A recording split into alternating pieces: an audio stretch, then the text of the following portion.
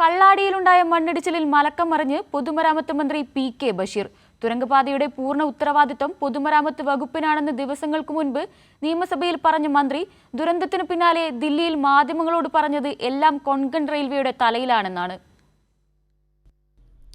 ദില്ലിയിൽ മാധ്യമങ്ങളെ കണ്ടപ്പോൾ പൊതുമരാമത്ത് മന്ത്രി പി.കെ. ബഷീറിനോട് വയനാട് തുരങ്കപാതയിലെ മണ്ണിടിച്ചിലിനെക്കുറിച്ച് ചോദിച്ചപ്പോഴുള്ള മറുപടി എല്ലാം കൊങ്കൺ റെയിൽവേയുടെ കയ്യിലാണെന്നും PWDക്ക് അതുമായി ബന്ധമില്ലെന്നുമായിരുന്നു. എന്നാൽ നിയമസഭയിലെ രേഖകൾ പരിശോധിച്ചാൽ മന്ത്രിയുടെ വാദം കളവായിരുന്നു എന്ന് വ്യക്തം. ജൂൺ 29 നിയമസഭയിലെ ചോദ്യോത്തരവേളയിൽ മലമ്പുഴ MLAക്ക് ഇതേ മന്ത്രി നൽകിയ മറുപടിയിൽ പറയുന്നത് തുരങ്കപാതയുടെ എല്ലാ കാര്യങ്ങളും ചെയ്യുന്നത് പൊതുമരാമത്ത് വകുപ്പാണെന്നാണ്.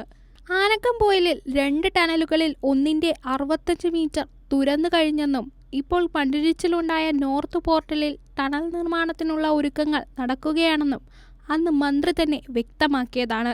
വയനാട്ടിൽ മണ്ണൊലിപ്പും പ്രതിസന്ധിയും ഉണ്ടായപ്പോൾ കൈകഴുകി കൊങ്കൺ റെയിൽവേയുടെ തലയിൽ കെട്ടിവെച്ച് രക്ഷപ്പെടാനാണ് മന്ത്രിയുടെ നീക്കം.